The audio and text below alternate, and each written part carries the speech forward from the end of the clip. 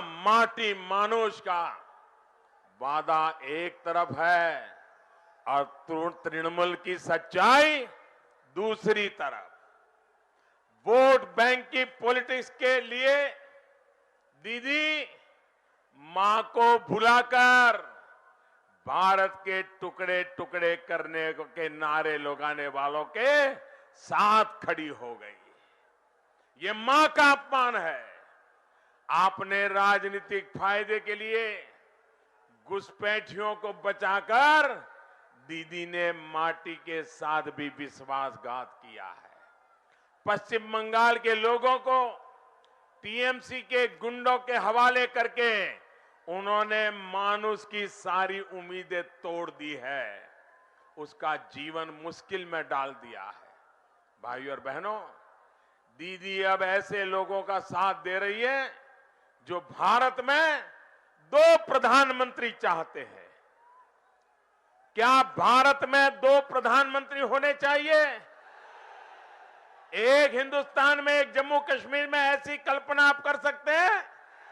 अरे दीदी, ये आपके साथी चिल्ला चिल्ला करके कह रहे हैं कि भारत के 2 प्रधानमंत्री होने चाहिए।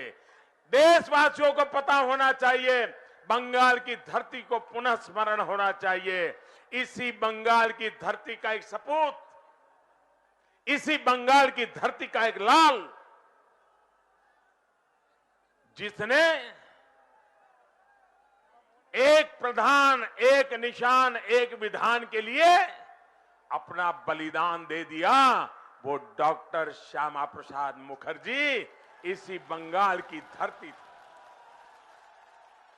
देश की एकता अखंडता के लिए ये 2 प्रधान के सपनों को चूर करने का काम ये बंगाल की धरती के वीर बेटे ने किया था। और दीदी, आप उनके साथ बैठी हो। ये बंगाल का अपमान है कि नहीं है? ये देश के बलिदान का अपमान है कि नहीं है?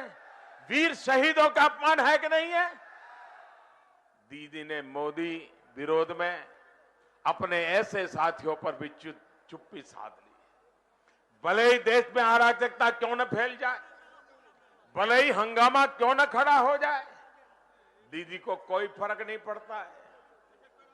साथियों, दीदी पर आपने बहुत भरोसा किया था, लेकिन उन्होंने आपका वो भरोसा चकनाचूर कर दिया है।